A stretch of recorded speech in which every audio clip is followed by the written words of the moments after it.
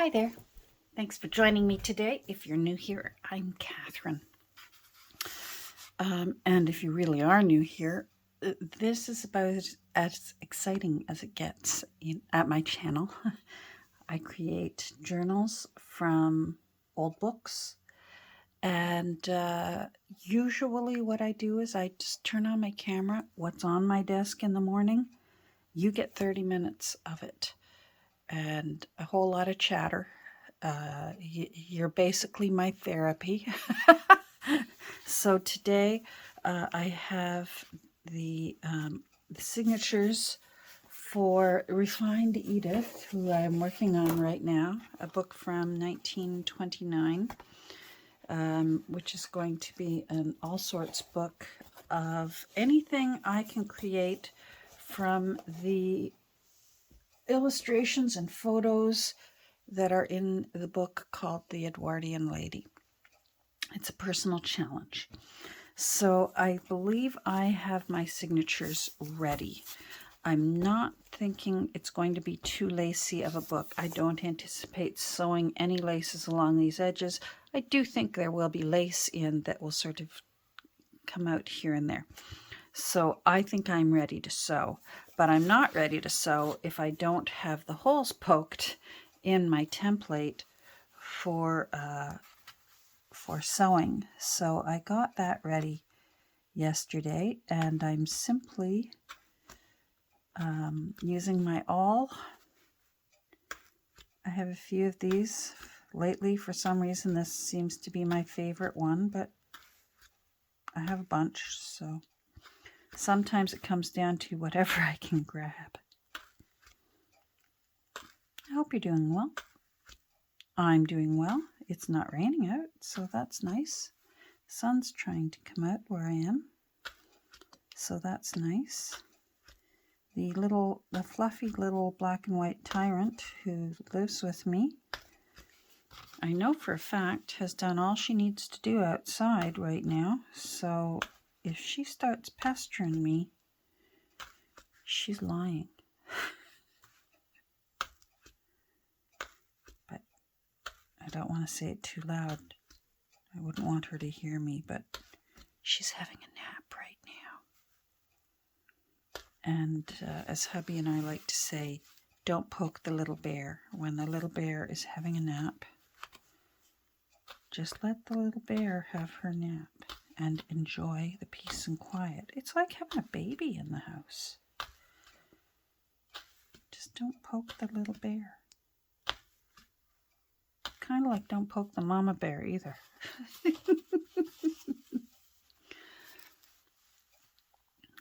So this particular journal, I'm making two. There's a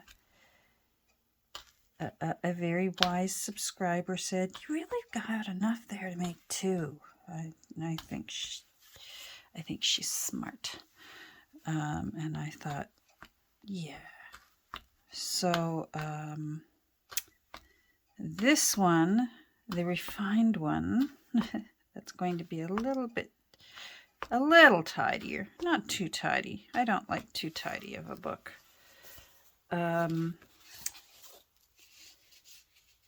This one will have 11 signatures in it because it has a 2-inch spine. The spine is 2 inches. So I know many journalers put one signature per 1/4 inch. I like uneven numbers, and I like more with smaller signatures. I say it every time, but I'm always presuming someone's new here. And if you're new here, hi, and thanks for joining me. And if you're old here, hi, and thanks for joining me. I'm just, when you poke through, those little bumps stick up. And I just push them back down again. I only need the holes there for the ease of sewing so that I don't have to poke my pin through it. But on the other hand, I do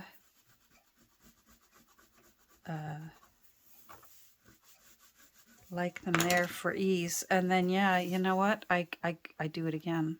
But it's because the hole is already there. But by just reopening it again, believe it or not, it's easier to find the hole again. So I just give it a little, reopen those threads, because the threads will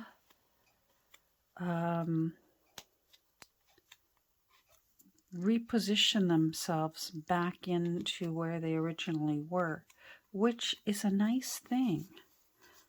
Problem is, if you poke your little volcano things down, sometimes the threads will just go back to the way they were, and it's hard to find your hole. On the other hand, it can be a good thing, because if you decide at the last minute you don't like where you put your signature holes, it gives you options, because you can poke new holes. Say I decided that this, I always do a 6-hole running stitch for mine, and if I had decided I don't like this one here, maybe I want it smaller, maybe I made that one too wide, I can still go ahead and do that, and anyone will be none the wiser that I did that, because the fabric will just, the threads will settle themselves back down, and what's underneath here, this part, will never be seen, because it will be inside the book and underneath a piece of paper that's been glued to it. So there we go. So that's ready. I'm going to put it aside. I have been working on this. As you can see, I did some, if you followed me the other day when we made this little Dutch door, I have since put some tea dyeing. Oh my goodness, the paper is tea dyed. I put some stenciling along there, and I just really love how peaceful this looks. And I will go through this in a second. And then the description of this photo, I decided to put it behind, so that whoever perhaps decides that book's for me, then they'll know what this photograph is. And I thought that was a good thing to do. So I have a few things I need to do. I do need to poke the holes into the signatures, but before I do that, I want to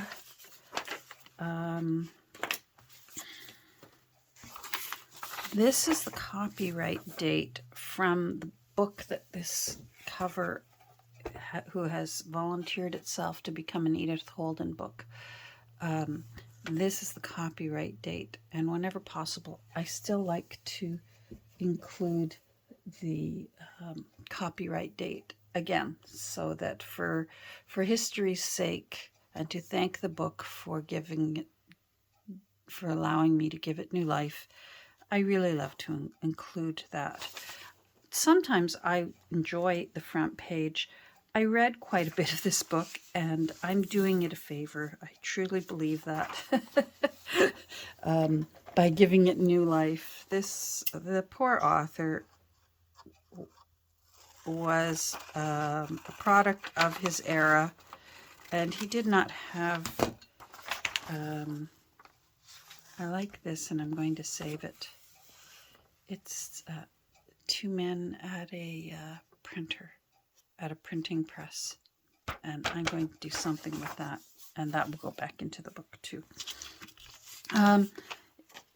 The author was a product of his generation and did not think too highly of women. The book seems to mostly, from what I was reading, a treatise on how incapable women are of anything other than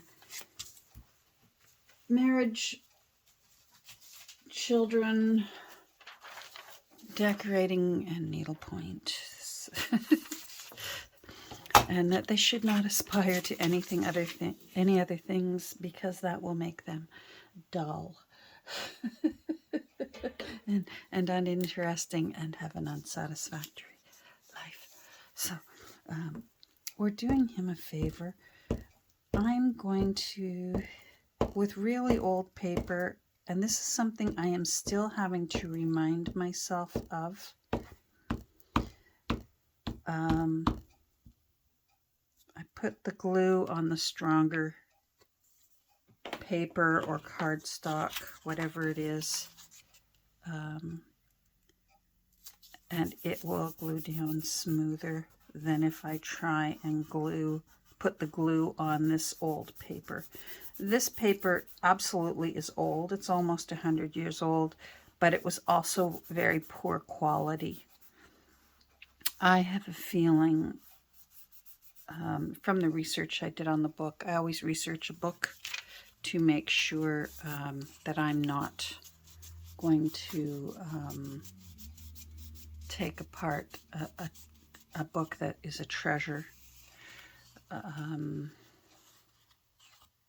I haven't come across one yet, so that's a good thing. Anyhow, I've never found any other editions of this book, and I have a feeling that you can self-publish. It's easier than ever to self-publish, but it means that you pay for your own books, and it's up to you to try your best to sell them.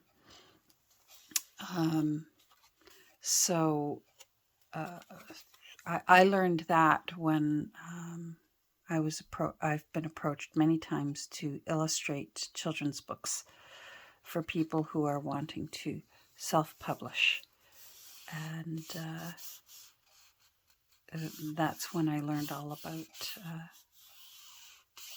the world of self-publishing and how it's easier and easier now for people to, if they feel they've written a book that's worthy of being a book, they self-publish the first edition, and then they cross their fingers that a publisher goes, whoa, this is a good book. Do you mind if we publish a second edition for you? And that's when you say, oh, yes, please. Let's draw up a contract. So let's let this dry. But what I'll be doing once it's dry is making a plate out of it. And again, it will probably go on the inside of the front cover. I might see if I can do something fancy with it. And we'll see what I can do with the little men, but we'll do that later. So it is time to poke holes in these, but it's not very exciting. And I'm limited with my 30 minutes. I thought I'd show you what I've done with a page out of the book yesterday. This is Edith Holden's birth certificate that's in The Edwardian Lady. Let me show you what it really looked like in the book.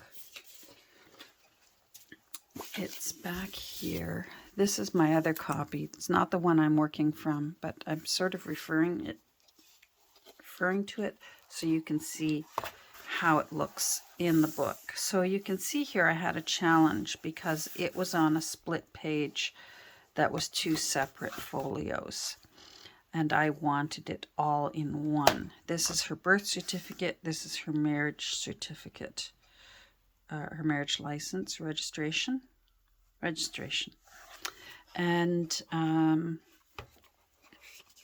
so you can see I changed it. Here's the birth. This is it. And how I cut them out. I had to cut open the signature threads and cut them carefully. I made use of some more of the paper from the original text block so that I minimal waste of that poor author's work. But I have a feeling that they ordered a new copy of this from the General Registrar's office. And it would still look nice because it would be printed from probably the microfiche, which now probably is computerized. I'm old enough to remember microfiche and going through rolls and rolls of microfiche.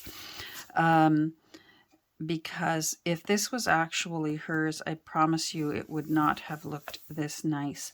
I have my grandmother's birth certificate. It's a piece of brown paper, and it is crumbling and cracking and held together with tape that looks like this.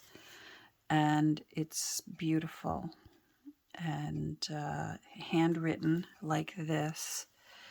And this one is older than what my grandmother's would have been, because my grandmother was born in 1896 while Edith was born in 1871. So I promise you, if this was her birth certificate, I really, really doubt that it looked this nice for when they decided, let's make a book about her life.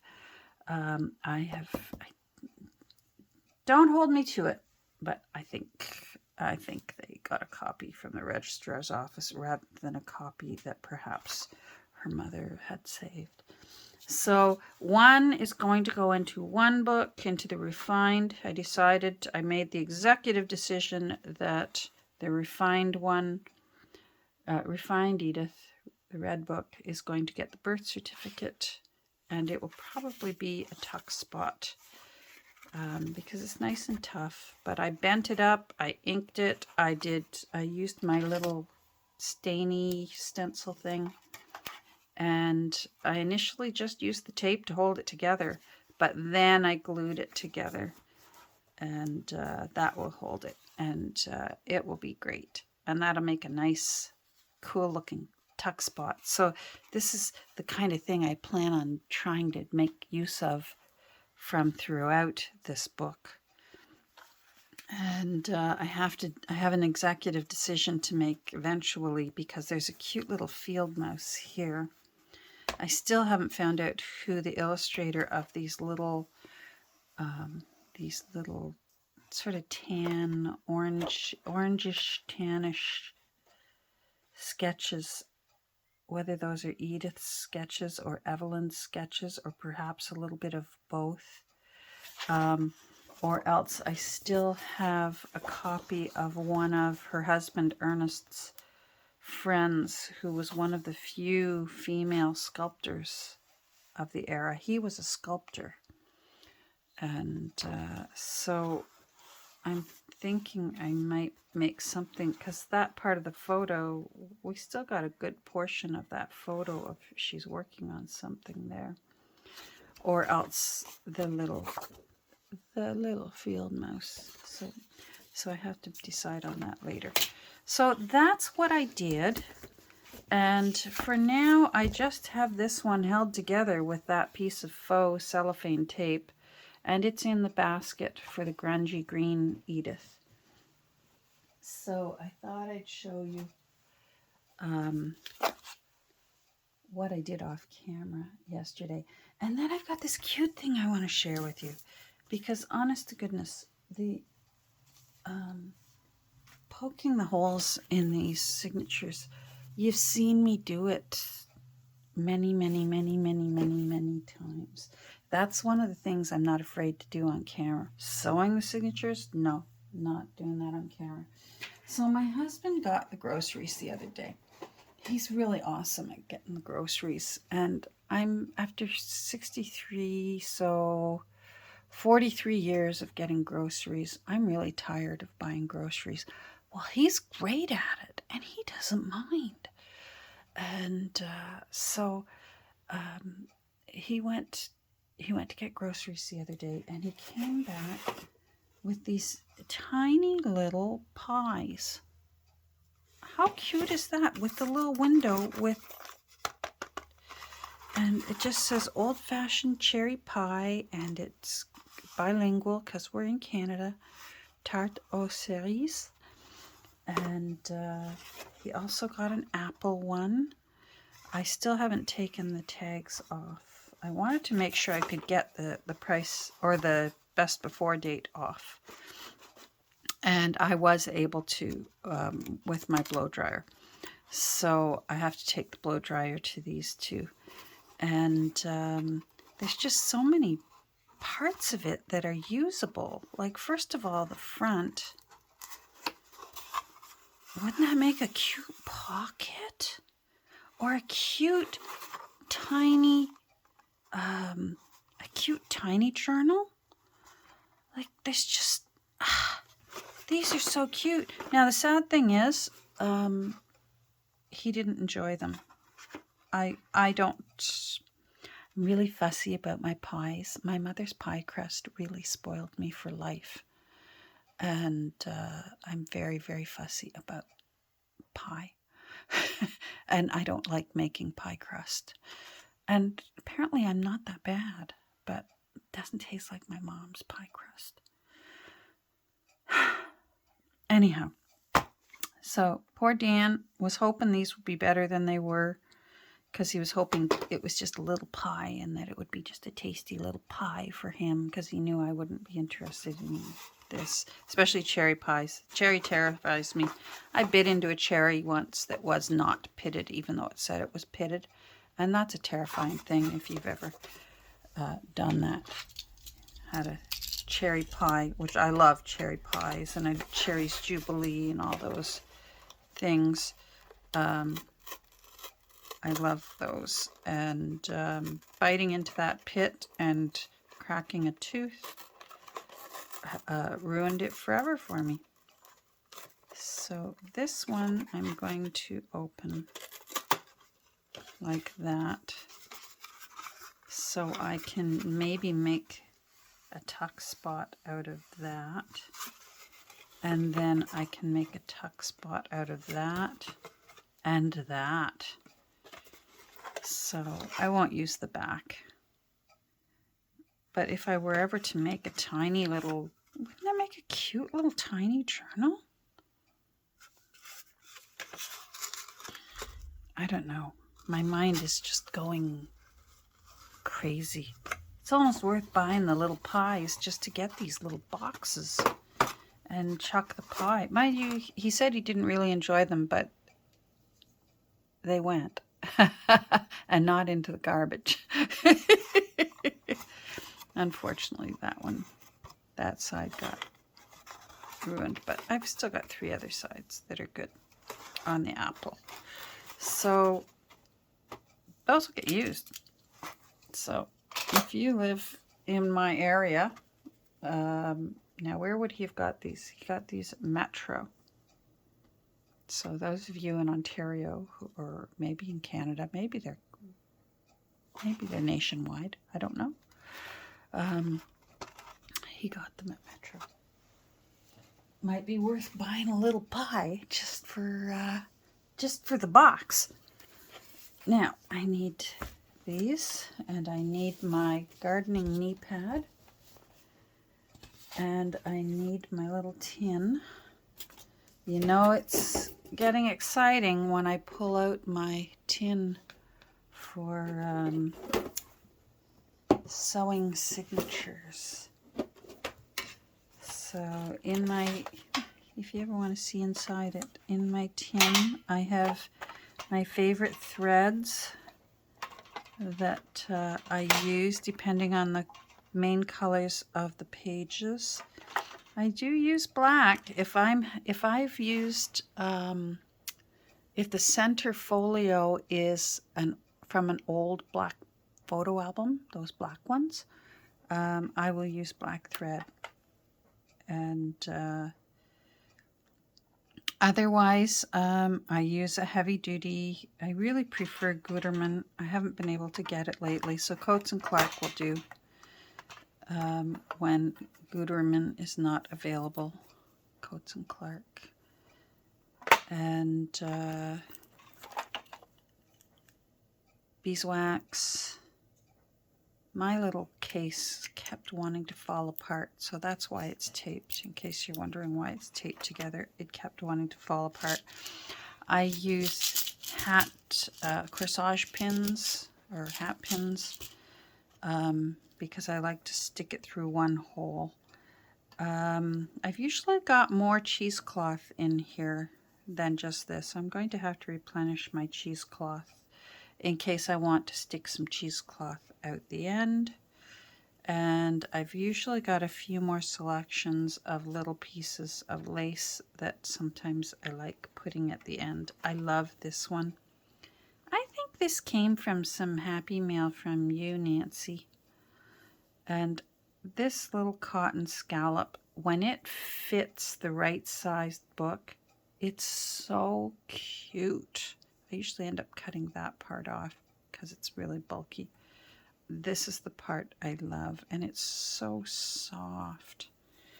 So I love that one. It gets used sparingly. First of all, because it has to be the right width of a spine. So I have that in there. I have a few other little laces that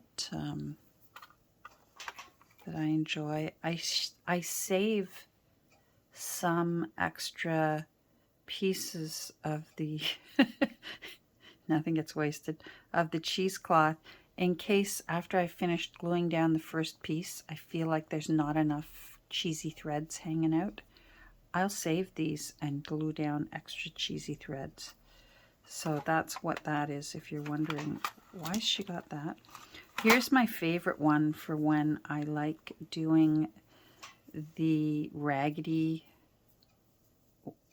I will put it at the end of the book this way rather than using this side. This kind of lace, and you can get it at Dollarama here in Canada. I usually can find oodles of these, even unopened, at my thrift store. People buy them. I think they make little things for their wedding table centerpieces and that, and they buy too much and it gets donated. Oh, there's some more threads, just in case threads. So, and usually I'll replenish some of this into this little tin. Here's an actual head thingamajiggy. I'm having a brain cramp. And sometimes I'll throw them in. That was a big book. I think that was one of those dictionaries that I did last year. I have this awesome old leather needle book from my friend Wendy. I think she said it was her aunt's, and I love it. So I keep this in here, but usually I keep my favorite needle, and I go through favorite needles every once in a while on whatever was the last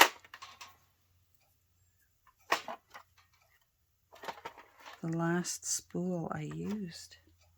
Did I not put it away? Hold on. I didn't put it back in the tin. It was over on my thread shelf.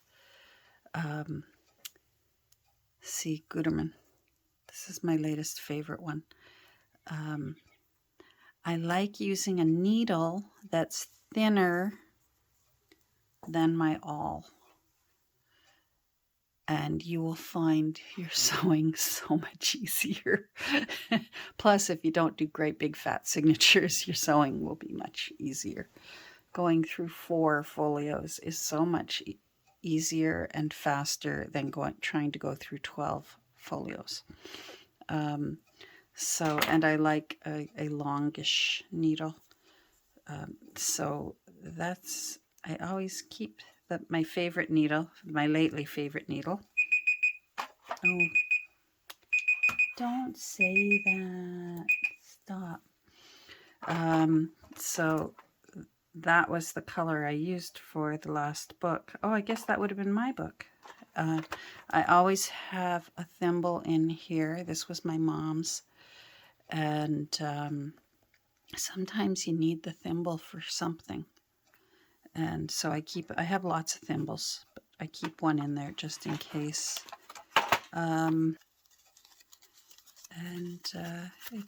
It's got some needles in it that I rather like the size of them. So darners. I like when my mom says, I used to darn socks, and now what I do is if the socks have a hole in them, I'll look at the hole and go, oh darn, and then I throw the sock out. Wisdom from my mom. Oh darn. Make Simpsons your headquarters for dressmaking supplies. You'll enjoy shopping at Simpsons. There's a whole commercial. I could sing it for you. I got my first credit card from Simpsons in my own name. Okay, here's a story. How much time have I got? It was my first credit card. I had just got married, and this is back in the day, and they wanted to know my husband's name and his income. I couldn't get my credit card without his name and his income listed on it as well. And at the time, I was earning more than him.